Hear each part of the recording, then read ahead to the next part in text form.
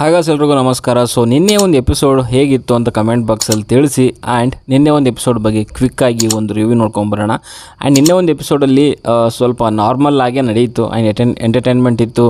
And no round ಇತ್ತು, ಕೆಲವು ಒಂದು ಚಟುವಟಿಕೆಗಳಿದ್ವು. ಸೊ ಅಂದರೆ ಕ್ಲಾಸ್ ತೊಗೊಳ್ಳೋವಂಥದ್ದು ಆ್ಯಂಡ್ ಗರಂ ನ್ಯೂಸ್ ಅಂತ ಏನೂ ಇರಲಿಲ್ಲ. ಬಟ್ ಕೆಲವೊಂದು ಚಟುವಟಿಕೆಗಳಂತೂ ಇಂಟ್ರೆಸ್ಟಿಂಗ್ ಆಗಿದ್ದು ಅಂತಲೇ ಹೇಳ್ಬೋದು. ಆ್ಯಂಡ್ ನಿನ್ನೆ ಒಂದು ಎಪಿಸೋಡ್ ಶುರುವಾಗಿರುವಂಥದ್ದು. ಸೊ ಮೊನ್ನೆ ಒಂದು ಎಪಿಸೋಡಲ್ಲಿ ಏನು ಸುದೀಪ್ ಸರ್ ಮಾತುಗಳು ಹೇಳಿದರು ಭವ್ಯ ಅವ್ರಿಗೆ, ಆಮೇಲೆ ಮೋಕ್ಷಿತಾ ಆ್ಯಂಡ್ ರಜತ್ ಅವ್ರಿಗೆ. ಸೊ ಅವರೆಲ್ಲ ಸಿಕ್ಕಾಪಟ್ಟೆ ಬೇಜಾರು ಮಾಡ್ಕೊಂಡಿದ್ರು. ಅದ್ರ ಬಗ್ಗೆನೇ ಡಿಸ್ಕಷನ್ ನಡೀತಾ ಇತ್ತು ಅಲ್ಲಿ. ಸೊ ಅಲ್ಲಿ ಭವ್ಯ ಅವರು ಅಳ್ತಾಯಿದ್ರು. ಸೊ ಅಲ್ಲಿ ಯಾರು ನಮ್ಮ ತ್ರಿವಿಕ್ರಮ್ ಅವ್ರ ಹತ್ರ. ಸೊ ಅಂದರೆ ಅಲ್ಲಿ ತ್ರಿವಿಕ್ರಮ್ ಹೇಳ್ತಾಯಿದ್ರು, ನೀನು ಮಾತಾಡಬೇಕಾಗಿತ್ತು, ಏನಕ್ಕೆ ಮಾತಾಡಲಿಲ್ಲ, ಹಾಗೆ ಹೇಗೆ ಅಂತೆಲ್ಲ ಮಾತುಗಳು ಬಂತು. ಆ್ಯಂಡ್ ಅಲ್ಲಿ ಭವ್ಯ ಅವ್ರು ಕೂಡ ಹೇಳ್ತಿರುವಂಥದ್ದು ಎಲ್ಲರೂ ಕೂಡ ನನ್ನ ಮೇಲೆ ಎತ್ತಾಕಿದ್ರು ಅನ್ನೋ ರೀತಿಯಲ್ಲಿ. ಆ್ಯಂಡ್ ನಾನು ಏನು ಮಾತಾಡಿದ್ರು ಕೂಡ ಅದು ಒಂದು ರೀತಿಯಲ್ಲಿ ಸಮರ್ಥನೆ ರೀತಿಯಲ್ಲಿ ಅಂತ ಅನ್ಸ್ಕೊತಾ ಇತ್ತು. ಸೊ ಅಲ್ಲಿ ಯಾರೂ ಕೇಳೋ ಪರಿಸ್ಥಿತಿಲೂ ಇರಲಿಲ್ಲ. ಸೊ ನಾನು ಏನು ಮಾತಾಡಿದ್ರು ಕೂಡ ಒಂದು ರೀತಿಯಲ್ಲಿ ನಾನೇ ತಪ್ಪಾಗಿ ಕಾಣಿಸ್ತಿದ್ದೆ ಅನ್ನೋ ಒಂದು ಮಾತುಗಳು ಬಂತು. ಬಟ್ ತ್ರಿವಿಕ್ರಮ್ ಹೇಳ್ತಿರುವಂಥದ್ದು ಏನಂದರೆ, ಏನೇ ಇದ್ದರೂ ಕೂಡ ಅದನ್ನು ಹೇಳಬೇಕಿತ್ತು, ಫುಲ್ ಕ್ಲಾರಿಟಿಯಿಂದ ಹೇಳಬೇಕಾಗಿತ್ತು. ಬಿಕಾಸ್ ಆಫ್ ಆಲ್ರೆಡಿ 2 ಸಾರಿ ವಿಡಿಯೋ ಪ್ಲೇ ಮಾಡಿದ್ದಾರೆ. ಬಟ್ ಅಲ್ಲೂ ಕೂಡ ನಿಮಗೆ ಒಂದು ಕ್ಲಾರಿಟಿ ಇಲ್ಲ ಅಂತಂದರೆ ಅಟ್ಲೀಸ್ಟ್ ಅಲ್ಲಿ ನೀವು ಎಪಿಸೋಡಲ್ಲಿ ಹೇಳೋವಂಥದ್ದು ಏನು ಅಂತಂದರೆ, ನಂಗೆ ಬಾಲ್ ಇಲ್ಲಿಂದನೇ ಬಂತು ಅಂತ ಗೊತ್ತಿರಲಿಲ್ಲ. ಬಟ್ ಅದಕ್ಕೆ ತೊಗೊಂಡೆ ಅಂತ ಹೇಳ್ತೀರಾ. ಒಂದು ಸಾರಿ ಸುದೀಪ್ ಸರ್ ಮುಂದೆ ಹೇಳುವಂಥದ್ದು, ಇಲ್ಲ ನಾನು ಅಂದ್ಕೊಂಡಿದ್ದೆ ಅದು 9ರಿಂದನೇ ಬಿದ್ದಿದೆ ಅಂತ ಅಂದ್ಕೊಂಡು ತೊಗೊಂಡೆ ಅಂತ ಹೇಳ್ತೀರಾ. ಆ್ಯಂಡ್ ಅಲ್ಲಿ ತೋರಿಸೋವಂಥ ಒಂದು ಆ್ಯಂಗಲ್ಲು ಕೂಡ ಬೇರೆನೇ ಇದೆ. ಸೊ ಎಲ್ಲ ಕಡೆಯಿಂದ ಕೂಡ ಅಲ್ಲಿ ನಿಮ್ಮ ವಿರುದ್ಧವಾಗೇ ಬಂದಾಗ ಅಟ್ಲೀಸ್ಟ್ ಒಂದು ಮಿಸ್ ಆಗಿರ್ಬೋದು. ಸೊ ತಪ್ಪಾಗಿದೆ ಅಂತ ಒಂದು ಕೇಳ್ತಿದ್ರೆ ಮುಗ್ದೋಗಿರೋದು. ಬಟ್ ಅಲ್ಲಿ ನೀವು ತಪ್ಪು ಒಪ್ಕೊಳ್ತಿರೋದಕ್ಕೆ ಈ ಒಂದು ಮಟ್ಟಕ್ಕೆ ಅದು ಕಾರಣ ಆಯಿತು ಅಂತ ನನಗನ್ಸುತ್ತೆ. ಸೊ ಅದಾದಮೇಲೆ ಅಲ್ಲಿ ಮಂಜು ಮತ್ತು ಮೋಕ್ಷಿತಾ ಚೈತ್ರ ಅವರು ಡಿಸ್ಕಷನ್ ಮಾಡ್ತಿರ್ತಾರೆ ಕಿಚನಲ್ಲಿ. ಅಲ್ಲಿ ಮಂಜು ಅವರು ಕ್ಲಿಯರಾಗಿ ಹೇಳುವಂಥದ್ದು ಏನು ಅಂತಂದರೆ, ರಜತ್ಗೆ ಗೊತ್ತಿರೋಂಥದ್ದು ನನಗೆ ಗೊತ್ತಿರಲಿಲ್ಲ. ಸೊ ಮೋಕ್ಷಿತಾ ನಿಮ್ಮ ಜೊತೆ ಮಾತಾಡೋ ಟೈಮಲ್ಲಿ. ಸೊ ಅದಕ್ಕೋಸ್ಕರ ನಾನು ಅವ್ರಿಗೆ ಕೇಳಲಿಕ್ಕೆ ಹೋಗಲಿಲ್ಲ. ಬಟ್ ನಿಮ್ಮ ಬಗ್ಗೆ ನೀವೇ ಹೇಳಿರೋದ್ರಿಂದ ನಿಮ್ಮ ಬಗ್ಗೆ ಮಾತಾಡಿದೆ ಹೊರತು ನನಗೆ ರಜತ್ ಬಗ್ಗೆ ಗೊತ್ತಿರಲಿಲ್ಲ ಅಂತ ಕ್ಲಿಯರ್ ಕಟ್ಟಾಗಿ ಹೇಳಿದ್ರು. ಯಾಕಂದರೆ ಆಲ್ರೆಡಿ ಮೋಕ್ಷಿತಾ ಅವ್ರು ನಿನ್ನೆ ಅಷ್ಟೊಂದೆಲ್ಲ ಸ್ವಲ್ಪ ಅಲ್ಲಿ ಮಂಜು ಅವ್ರ ಮೇಲೆ ರೈಸ್ ಆಗಿದ್ದರು. ಸೊ ರಜತ್ಗೂ ಗೊತ್ತಿತ್ತಂತೆ, ನೋಡಿ ನನ್ನ ಮೇಲೆ ಮಂಜು ಅವ್ರು ಹಿಂಗೆ ಮಾಡ್ತಾರೆ ಅನ್ನೋದಕ್ಕೋಸ್ಕರ ಮಂಜು ಅಲ್ಲಿ ಕ್ಲಾರಿಟಿ ಕೊಟ್ಟ. ಸೊ ಅದಾದಮೇಲೆ ತ್ರಿವಿಕ್ರಮ್ ಆ್ಯಂಡ್ ಅಲ್ಲಿ ರಜತ್ ಅವರು ಕೂಡ ಡಿಸ್ಕಷನ್ ಮಾಡ್ತಿರ್ತಾರೆ. ಸೊ ಅಂದರೆ ಫೇವರಿಸಮ್ ಮಾಡಿಲ್ಲ ಅಂತ ಅಲ್ಲಿ ರಜತ್ ಹೇಳೋವಂಥದ್ದು. ಬಟ್ ಒಂದು ಕಾಂಪಿಟೇಷನಲ್ಲಿ ಕಾಂಪಿಟೇಟರ್ ಅಂತ ಅಂದಾಗ ಸೊ ಅದು ನೀನು ಹೇಳಬೇಕಾಗಿತ್ತು. ಸೊ ಎಲ್ಲೋ ನಿನ್ನಿಂದ ಕೂಡ ತಪ್ಪಾಯಿತು, ಯಾಕಂದರೆ ಬೇರೆ ವಿಷಯದಲ್ಲಿ ಎಲ್ಲರೂ ಮಾತಾಡೋವಂಥವನು. ಸೊ ಅಲ್ಲೂ ಕೂಡ ಮಾತಾಡಬೇಕಾಗಿತ್ತು ಅಂತ ತ್ರಿವಿಕ್ರಮ್ ಅವರು ರಜತ್ ಅವ್ರಿಗೆ ಹೇಳ್ತಾರೆ. ಆ್ಯಂಡ್ ಅಲ್ಲಿ ಹೌದು ಒಪ್ಕೊಂಡ. ಆ್ಯಕ್ಚುಲಿ ನೋಡೋಕೆ ಹೋದರೆ ರಜತ್ ಜಾಸ್ತಿ ವಾದ ಮಾಡಿದೇನೆ. ಸೊ ನನ್ನಿಂದ ತಪ್ಪಾಗಿದೆ, ಸೊ ಅದು ನಾನು ಮಾಡಬಾರ್ದಾಗಿತ್ತು, ಹೊರಗಡೆ ಒಂದು ರೀತಿಯಲ್ಲಿ ಸೊ ಬೇರೆ ರೀತಿಯಲ್ಲೇ ಕಾಣಿಸ್ಕೊತೀನಿ ಅನ್ನೋ ರೀತಿಯಲ್ಲಿ ರಜತ್ ಕೂಡ ಒಪ್ಕೊಂಡ. ಓಕೆ. ಸೊ ಅದಾದಮೇಲೆ ಸುದೀಪ್ ಸರ್ ಎಂಟ್ರಿ ಆಗುತ್ತೆ. ಸೊ ಸುದೀಪ್ ಸರ್ ಎಂಟ್ರಿ ಆದಮೇಲೆ ಸೊ ಎಲ್ಲರೂ ಹೇಗಿದ್ದಾರೆ ಹಾಗೆ ಅಂತೆಲ್ಲ ಕೇಳಿದಾದಮೇಲೆ ಸೊ ಹೋದ ವರ್ಷ ಒಂದು ನ್ಯೂ ಇಯರ್ ಟೈಮಲ್ಲಿ ಎಲ್ಲಿದ್ದಿರಿ ಅಂತ ಕೇಳಿದಾಗ ಎಲ್ಲರೂ ಕೂಡ ಎಲ್ಲೆಲ್ಲಿದ್ವಿ, ಆಯಾ ಪ್ಲೇಸ್ಗಳು, ಕೆಲವರು ಪಾರ್ಟಿ ಅಂತ ಹೇಳಿದ್ರು, ಕೆಲವರು ಫಾರ್ಮ್ ಹೌಸಲ್ಲಿ ಪಾರ್ಟಿ ಅಂತ ಹೇಳಿದ್ರು, ಕೆಲವರು ಸೊ ಮನೆಯಲ್ಲಿದ್ವಿ ಫ್ಯಾಮಿಲಿ ಜೊತೆಗೆ ಅಂತೆಲ್ಲ ಕೆಲವೊಂದು ಬಂತು. ಆ್ಯಂಡ್ ಸೊ ಈ ಒಂದು ಹೊಸ ವರ್ಷಕ್ಕೆ ಇನ್ನೇನು 2 ಡೇಸ್ದಲ್ಲಿ ಹೊಸ ವರ್ಷ ಬರುತ್ತೆ. ಸೊ ಈ ಇಯರ್ಗೆ ಏನೇನು ಒಂದು ಪ್ರತಿಸ್ಪರ್ಧಿಗಳಿಗೆ ಏನೇನು ಗಿಫ್ಟ್ ಕೊಡ್ತೀರಾ ಅನ್ನೋವಂಥ ಒಂದು ಚಟುವಟಿಕೆ ನಡೆಯುತ್ತೆ ಅಲ್ಲಿ. ಸೊ ಆ್ಯಂಡ್ ಅಲ್ಲಿ ಏನೇನು ನಿಮ್ಮ ಪರ್ಸ್ನಲ್ ಥಿಂಗ್ಸ್ ಏನಿದೆ, ಯಾರಿಗೆ ಏನು ಕೊಡ್ತೀರಾ ಅನ್ನೋವಂಥದ್ದನ್ನು ಕೇಳಿದಾಗ ಸೊ ಅಲ್ಲಿ ಫಸ್ಟ್ ರಜತ್ಗೆ ಕೇಳಿದಂತಾಗ ಸೊ ರಜತ್ ನಾನು ಕೊಡ್ತೀನಿ ಸರ್ ಅಂತಂದಾಗ ಅಲ್ಲಿ ತೊಗೊಂಡು ಬರೋಕ್ಕೆ ಹೇಳ್ತಾರೆ. ಸೊ ಅದೇ ಟೈಮಲ್ಲಿ ಆ್ಯಂಡ್ ಎಲ್ಲರೂ ಕೂಡ ಅದೇನೇನು ಗಿಫ್ಟ್ ಕೊಡಬೇಕು ಅಂತ ಅಂದ್ಕೊಂಡಿದ್ರಿ, ಎಲ್ಲರೂ ತೊಗೊಂಡು ಬನ್ನಿ ಅಂತ ಹೇಳಿದಾಗ ಸೊ ಅಲ್ಲಿ ರಜತ್ ಅವರು ಧನರಾಜ್ ಅವ್ರಿಗೆ ಟಿ-ಶರ್ಟ್ ಕೊಡ್ತಾರೆ. ಸೊ ಆ್ಯಂಡ್ ಸಾರಿ ಧನು ಅಂತ ಕೂಡ ಕೇಳ್ತಾರೆ. ಆ್ಯಂಡ್ ಸ್ಟಾರ್ಟಿಂಗ್ ಬಂದಾಗ ಅವನು ಬಿಗ್ ಬಾಸ್ ಮನೆಗೆ ಬರೋಕ್ಕಿಂತ ಮುಂಚೆನೇ ಒಂದು ಕೆಲವರು ಜನರನ್ನ ಒಂದು ಫ್ರೆಂಡ್ಶಿಪ್ ಮಾಡ್ಕೊಬೇಕು ಅಂತ ಆಲ್ರೆಡಿ ಫಿಕ್ಸ್ ಆಗಿ ಬಂದಿದ್ದಂತೆ, ಒಂದು ಧನರಾಜ್, ಹನುಮಂತು ಆ್ಯಂಡ್ ಮಂಜು ಅವರು. ಸೊ ಅದರಲ್ಲಿ ಧನರಾಜ್ ಜೊತೆ ಏನೇನು ಆಗಿದೆ ಸೊ ಅದನ್ನೆಲ್ಲ ಒಂದು ಸಾರಿ ಕೇಳಿ ಸೊ ಅವರು ಅಲ್ಲಿ ಟಿ-ಶರ್ಟ್ನ ಕೊಡ್ತಾರೆ. ಆ್ಯಂಡ್ ಭವ್ಯ ಅವರು ತ್ರಿವಿಕ್ರಮ್ಗೆ ಟಿ-ಶರ್ಟ್ ಕೊಡ್ತಾರೆ. ಆ್ಯಂಡ್ ಅಲ್ಲಿ ಭವ್ಯ ಅಂತ ಅಂದಾಗಲೇ ಸುದೀಪ್ ಸರ್ ಹೇಳಿದ್ರು, ಸೊ ಇವಾಗ ತ್ರಿವಿಕ್ರಮ್ ಅವ್ರಿಗೆ ನೀವೇನು ಕೊಡೋಕ್ಕೆ ಇಷ್ಟಪಡ್ತೀರ ಅಂತಂದಾಗ ಅಲ್ಲಿ ಸ್ವಲ್ಪ ಫನ್ನಾಗಿತ್ತು. ಆ್ಯಂಡ್ ಅವ್ರಿಗೆ ಗೊತ್ತಿತ್ತು ಆಲ್ರೆಡಿ ಯಾರು ಏನೇನು ಕೊಡ್ತಾರೆ ಅಂತ ಹೇಳ್ಬಿಟ್ಟು. ಆ್ಯಂಡ್ ಅಲ್ಲಿ ಸ್ವಲ್ಪ ಕಾಲು ಎಳೆದ್ರು. ಸೊ ಭವ್ಯ ಅವರು ತ್ರಿವಿಕ್ರಮ್ ಅವ್ರಿಗೆ ಟಿ-ಶರ್ಟ್ ಕೊಡ್ತಾರೆ. ಅದು ಆಲ್ರೆಡಿ ಪ್ರೋಮೋದಲ್ಲಿ ನೋಡಿರ್ತೀರಲ್ಲ ನೀವು, ಅದೇ ಸ್ವೀಟ್ ಇದ್ದಾರೆ, ಹಾರ್ಷ ಕಾಣಿಸ್ತಾರೆ. ಸೊ ಅವ್ರನ್ನ ಅರ್ಥ ಮಾಡ್ಕೊಳ್ಳೋದು ಕಷ್ಟ, ಸೊ ಅರ್ಥ ಮಾಡ್ಕೊಂಡ್ರೆ ಬಿಡೋದು ಕಷ್ಟ ಅಂತೆಲ್ಲ ಮಾತಾಡಿದ್ದಕ್ಕೆ ಸುದೀಪ್ ಸರ್ ಸ್ವಲ್ಪ ಅಲ್ಲಿ ಫನ್ನಾಗಿ ಇದು ಮಾಡಿದ್ರು. ಸೊ ಒಂದು ಟೈಮಲ್ಲಿ ಆ್ಯಂಡ್ ತ್ರಿವಿಕ್ರಮ್ ಅವ್ರಿಗೆ ಕೇಳಿದಾಗ ಪಾಪ ಅವನಿಗೆ ತ್ರಿವಿಕ್ರಮ್ ಅಂದಿದ ತಕ್ಷಣವೇ ಅವನಿಗೆ ನಗು ಬಂದುಬಿಡ್ತು. ಭವ್ಯ ಅವ್ರಿಗೆ ಕೊಡೋದು ಅಂತ ಅವನಿಗೂ ಗೊತ್ತಿತ್ತು, ಸುದೀಪ್ ಸರ್ಗೂ ಗೊತ್ತಿತ್ತು ಅಂತ ಅವನಿಗೂ ಗೊತ್ತಾಗಿರೋದ್ರಿಂದ ಸೊ ಅಲ್ಲಿ ಇಬ್ಬರು ಕೂಡ ಒಂದು ರೀತಿಯಲ್ಲಿ ನಕ್ಕರು ಅಂತಲೇ ಹೇಳ್ಬೋದು. ಆ್ಯಂಡ್ ಅವರು ಕೂಡ ಟಿ-ಶರ್ಟ್ ಕೊಡ್ತಾರೆ ಭವ್ಯ ಅವ್ರಿಗೆ. ಆ್ಯಂಡ್ ಗೌತಮಿ ಅವರು ಮಂಜು ಅವ್ರಿಗೆ ಸೊ ಒಂದು ಕುಂಕುಮ ಒಂದು ಇದು ಕೊಡ್ತಾರೆ, ಜೊತೆಗೆ ಒಂದು ಮೇಕಪ್ ಐಟಮ್ ಕೊಡ್ತಾರೆ. ಬಿಕಾಸ್ ಆಫ್ ಅವರಿಗೆ ಆರ್ಟಿಸ್ಟ್ ಅಂದಮೇಲೆ ಮೇಕಪ್ದು ಐಟಮ್ ಮುಖ್ಯವಾಗುತ್ತೆ. ಸೊ ಅದಕ್ಕೋಸ್ಕರ ಆ ಒಂದು ಮೇಕಪ್ದು ಐಟಮ್ ಕೊಡ್ತಾರೆ. ಆ್ಯಂಡ್ ಕುಂಕುಮ ಏನಕ್ಕಂದರೆ ಡೈಲಿ ಅವರು ಗೌತಮಿ ಕಡೆಯಿಂದ ಅದು ಕುಂಕುಮನ ಹಣೆಯಾಗಿ ಇಟ್ಸ್ಕೊತಿದ್ರಂತೆ. ಸೊ ಅದಕ್ಕೋಸ್ಕರನೇ ಒಂದು ಒಳ್ಳೆ ಬುದ್ಧಿ ಬರಲಿ, ಸೊ ಇನ್ನು ಮುಂದೆ ಆದರೂ ಒಳ್ಳೆ ರೀತಿಯಲ್ಲಿ ಒಳ್ಳೆ ಕೆಲಸಗಳಾಗಲಿ ಅನ್ನೋ ಒಂದು ರೀಸನ್ಗೆ ಸೊ ಅಲ್ಲಿ ಅವರಿಗೆ ಆ ಒಂದು ಐಟಮ್ ಕೊಡ್ತಾರೆ. ಆ್ಯಂಡ್ ಮಂಜು ಅವರು ಗೌತಮಿ ಕೊಡ್ತಾರೆ. ಸೊ ಬಟ್ಟೆ ಮತ್ತು ಒಂದು ಪರ್ಫ್ಯೂಮ್ ಕೊಡ್ತಾರೆ. ಸೊ ಅವರಿಗೆ ಒಂದು ಈ ಬಟ್ಟೆಗಳ ಒಂದು ಇದು ಆಸೆ ಅಂತೆ, ಇದು ಮಾಡುವಂಥದ್ದು. ಸೊ ಅವರು ಕೂಡ ಒಳ್ಳೆಯದಾಗಲಿ ಅನ್ನೋ ಒಂದು ರೀಸನ್ನ ಕೊಟ್ಟು ಸೊ ಅಲ್ಲಿ ಮಂಜು ಅವರು ಒಂದು ಬಟ್ಟೆ ಮತ್ತು ಪರ್ಫ್ಯೂಮ್ ಕೊಡ್ತಾರೆ. ಆ್ಯಂಡ್ ಐಶ್ವರ್ಯ ಅವರು ಮೋಕ್ಷಿತಾ ಅವ್ರಿಗೆ ಲಿಫ್ಟಿಕ್ಕು ಮತ್ತು ಜಾಕೆಟ್ ಕೊಡ್ತಾರೆ. ಅದಾದಮೇಲೆ ಮೋಕ್ಷಿತ ಅವರು ಐಶ್ವರ್ಯ ಅವ್ರಿಗೆ ಸ್ವೆಟರ್ ಶರ್ಟ್ ಕೊಡ್ತಾರೆ, ಅಂದರೆ ಸ್ವೆಟರ್ ಶರ್ಟು. ಸೊ ಅಲ್ಲಿ ತುಂಬ ಕೇರ್ ಮಾಡಿದ್ದಾರೆ ನನಗೆ. ಆ ಒಂದು ಅಂದರೆ ರಾಜ ಯುವ ರಾಣಿ ಏನಿದೆ ಸೊ ಅದರಲ್ಲಿ ಒಂದು ಕೇರಿಂಗ್ ತುಂಬ ಮಾಡಿದ್ದಾರೆ. ಸೊ ಅವರು ಬೆಚ್ಚಗಿರಲಿ ಅನ್ನೋದಕ್ಕೋಸ್ಕರ ನಾನು ಆ ಒಂದು ಸ್ವೆಟ್ ಶರ್ಟ್ ಕೊಡ್ತೀನಿ ಅಂತ ಹೇಳ್ತಾರೆ. ಆ್ಯಂಡ್ ಚೈತ್ರ ಅವರು ಐಶ್ವರ್ಯ ಅವರಿಗೆ ಒಂದು ಸ್ಯಾರಿ ಪಿನ್ ಕೊಡ್ತಾರೆ. ಇದು ತುಂಬ ಸ್ವಲ್ಪ ಎಮೋಷ್ನಲ್ ಆಗಿತ್ತು. ಸೊ ಇಲ್ಲಿ ಚೈತ್ರ ಅವರು ಐಶ್ವರ್ಯ ಕೊಟ್ಟಿರುವಂಥದ್ದು. ಸೊ ತಾಯಿ ಬಗ್ಗೆ ಎಲ್ಲ ಸುಮಾರು ಮಾತಾಡಿ ಸೊ ಅಲ್ಲಿ ತಾಯಿ ಒಂದು ಮಗಳಿಗೆ ಒಂದು ಸೀರೆ ಉಡಿಸೋ ಟೈಮಲ್ಲಿ ಸೀರೆ ಸೆರಗು ಹಾಕಿ ಸೊ ಆ ಸೆರಗು ಹಾಕೋ ಟೈಮಲ್ಲಿ ಒಂದು ಜವಾಬ್ದಾರಿ ಕೊಡ್ತಾಳೆ. ಸೊ ಆ ಒಂದು ಜವಾಬ್ದಾರಿ ನನಗೆ ಗೊತ್ತಾಗುತ್ತೆ. ಬಟ್ ಐಶ್ವರ್ಯ ಅವ್ರಿಗೆ ಅವ್ರ ಬಗ್ಗೆ ಯೋಚನೆ ಮಾಡಿದಾಗ ಒಂಚೂರು ಏನೋ ಯೋಚನೆ ಬರುತ್ತೆ ಅನ್ನೋ ಒಂದು ಮಾತುಗಳು, ಎಮೋಷ್ನಲ್ ಮಾತುಗಳಾಡಿ ಸೊ ಆ ಒಂದು ಸ್ಯಾರಿ ಪಿನ್ನ ಕೊಡ್ತಾರೆ. ಆ್ಯಂಡ್ ಹನುಮಂತ ಅವರು ಧನರಾಜ್ಗೆ ಸೊ ಅಂಗಿ ಮತ್ತು ಒಂದು ಲುಂಗಿ ಕೊಡ್ತಾರೆ. ಸೊ ಅದು ಸುದೀಪ್ ಸರ್ ಕೊಟ್ಟಿದ್ದು ಅಂತ ಮೆನ್ಷನ್ ಮಾಡ್ತಾನೆ, ಅದೊಂದು ಒಳ್ಳೆ ಗುಣ. ಆ್ಯಂಡ್ ಸುದೀಪ್ ಸರ್ ಕೂಡ ಒಂದು ಥಮ್ಸ್ ಅಪ್ ಕೊಡ್ತಾರೆ.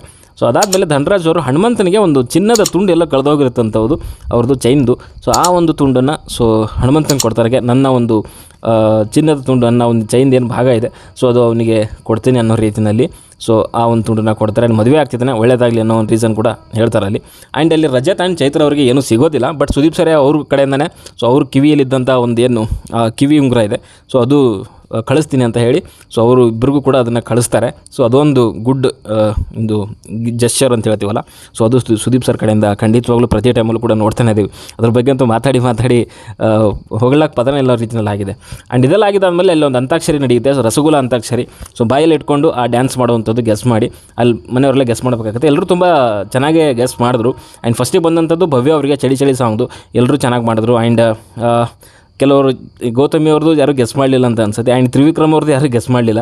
ಆ್ಯಂಡ್ ಮಂಜು ಅವರು ಬಾಯಲ್ಲಿ ಒಂದು ಹೇಳ್ತಾರೆ ಅವರು, ಅಂದರೆ ಅದು ಆ್ಯಕ್ಚುಲಿ ಡ್ಯಾನ್ಸ್ ಮಾಡಿ ಗೆಸ್ ಮಾಡಬೇಕಾಗಿದ್ದು. ಬಟ್ ಮಂಜು ಏನು ಮಾಡ್ತಾರೆ ಸೊ ಅದನ್ನು ಬಾಯಲ್ಲಿ ಒಂದು ರೀತಿಯಲ್ಲಿ ರಸಗುಲ್ಲ ತಿನ್ನೋ ಟೈಮಲ್ಲೇ ಸ್ವಲ್ಪ ಹಮ್ ಮಾಡ್ತಾರೆ. ಸೊ ಅದು ಕೇಳಿಸುತ್ತೆ. ಸೊ ಅಲ್ಲಿ ಗೌತಮಿನೇ ಹಾಕೊಡೋವಂಥದ್ದು ಸೊ ಅಲ್ಲಿ ಬಾಯಲ್ಲಿ ಹೇಳಿದ್ರು ಅಂತ ಹೇಳ್ಬಿಟ್ಟು ಸೊ ಅದಕ್ಕೋಸ್ಕರ ಅಣ್ಣಂಗೆ ಒಂದು ಶಿಕ್ಷೆ ಕೊಟ್ಬಿಡ್ತಾರೆ. ಸೊ ನೀವು ಎಪಿಸೋಡ್ ಮುಗಿಯೋ ಗಂಟ ನೀನು ಬಾಯಲ್ಲಿ 2 ರಸಗುಲ್ಲ ಹಾಕ್ಕೊಂಡಿರ್ಬೇಕು ಅಂತ. ಸೊ ಅದಾದಮೇಲೆ ಅಲ್ಲಿ SR ರೌಂಡ್ ಬರುತ್ತೆ. ಸೊ ಅಲ್ಲಿ ಫಸ್ಟಿಗೆ ಬಂದಂಥದ್ದು ಏನಂತಂದರೆ ಸೊ ಕ್ಲೋಸ್ ಆಗಿದ್ದಂಥ ಭವ್ಯ ಮತ್ತು ತ್ರಿವಿಕ್ರಮ್ ಅವರು ಬೇಕು ಅಂತ ಜಗಳ ಮಾಡ್ತಿದ್ದಾರೆ ಅಂತ ರೀಸನ್ ಬರುತ್ತೆ.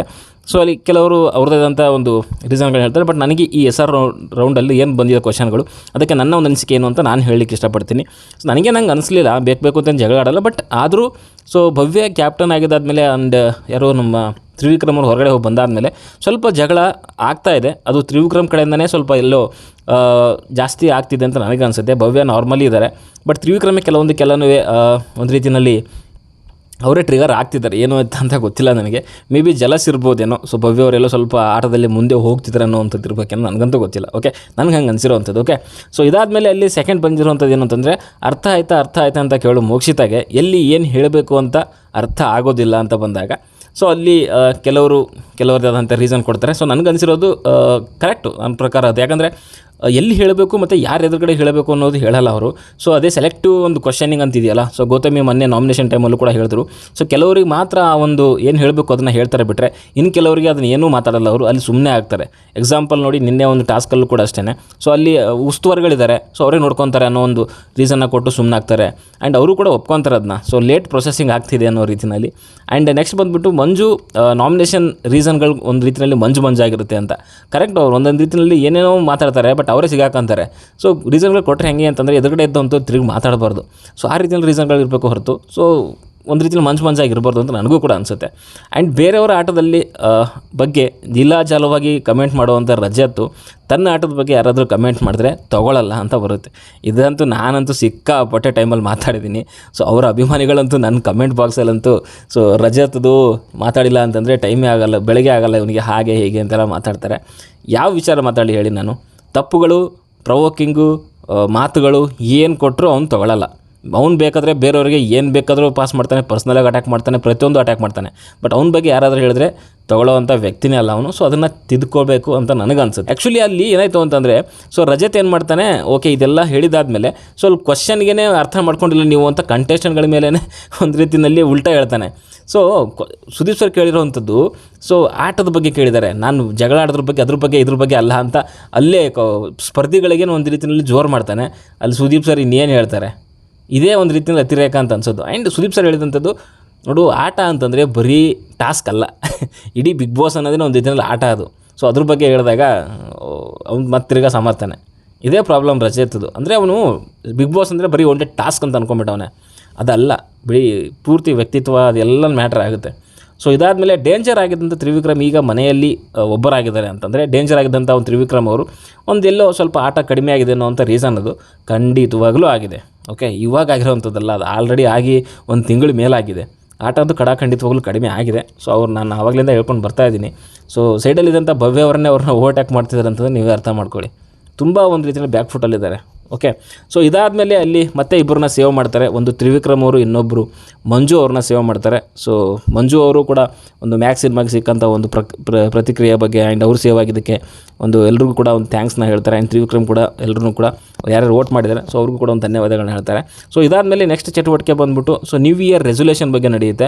ಅಂದರೆ ಹೊಸ ವರ್ಷಕ್ಕೆ ಸ್ಪರ್ಧಿಗಳಲ್ಲಿ ಯಾರ್ಯಾರು ಏನೇನು ಬದಲಾವಣೆ ಮಾಡ್ಕೊಬೇಕು ಅನ್ನೋದ್ರ ಬಗ್ಗೆ ಒಂದು ಚಟುವಟಿಕೆ ನಡೀತೆ. ಆ್ಯಂಡ್ ಅದನ್ನು ಏನು ಹೇಳಿಬಿಟ್ಟು ಸೊ ಆ ಒಂದು ಪ್ಲೇಟಲ್ಲಿರುವಂಥದ್ದು ಹೊಡಿಬೇಕಾಗುತ್ತೆ. ಸೊ ರಜತ್ ಹೇಳಿರುವಂಥದ್ದು ಚೈತ್ರ ಅವ್ರಿಗೆ ಸೊ ಮಾತು ಕಮ್ಮಿ ಮಾಡಲಿ ಅನ್ನೋ ರೀತಿಯಲ್ಲಿ. ಆ್ಯಂಡ್ ಹನುಮಂತನಿಗೆ ಹೇಳಿರುವಂಥದ್ದು ಮಾತಾಡ್ತಾವನೆ, ಬಟ್ ಆದರೆ ಸೊ ಎಲ್ಲಿ ಮಾತಾಡಬೇಕು ಅಲ್ಲಿ ಮಾತಾಡ್ತಿಲ್ಲ ಅನ್ನೋ ಒಂದು ರೀಸನ್ ಕೊಡ್ತಾರೆ. ಆ್ಯಂಡ್ ರಜತ್ ಹೇಳುವಂಥದ್ದು ಸೊ ಮಾತು ಕಮ್ಮಿ ಮಾಡಲಿ ಅಂತ ಚೈತ್ರಾಗ ಹೇಳ್ದ. ಸೊ ಅವ್ರು ಕಮ್ಮಿ ಮಾಡ್ಕೊಳ್ಳಲ್ಲ, ಆದರೂ ಕಂಟ್ರೋಲ್ ಮಾಡಲಿ ಅನ್ನೋ ಒಂದು ಮಾತುಗಳು ಬಂತು.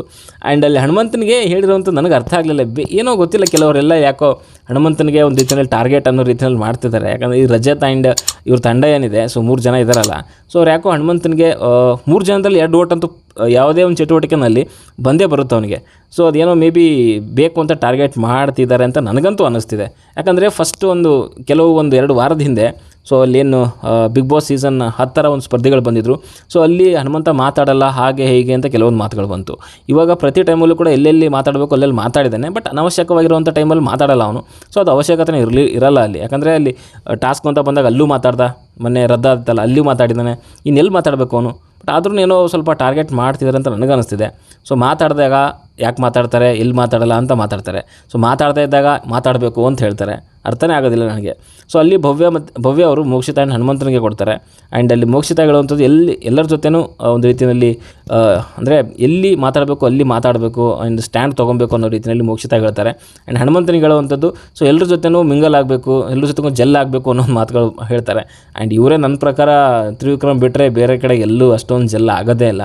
ಸೊ ಇವರು ಹನುಮಂತನ ಬಗ್ಗೆ ಮಾತಾಡ್ತಿದ್ದಾರೆ. ಓಕೆ, ಅಲ್ಲಿ ತ್ರಿವಿಕ್ರಮು ರಜತ್ ಆ್ಯಂಡ್ ಮಂಜು ಬಗ್ಗೆ ಹೇಳ್ತಾರೆ. ಸೊ ರಜತ್ಗೆ ತಾಳ್ಮೆ ಸ್ವಲ್ಪ ತೊಗೊಬೇಕು ಅವರು. ಆ್ಯಂಡ್ ಮಂಜು ಅವರು ಸೊ ಆಟದ ಕಡೆಗೆ ಇನ್ನೂ ಸ್ವಲ್ಪ ಫೋಕಸ್ ಮಾಡಬೇಕು.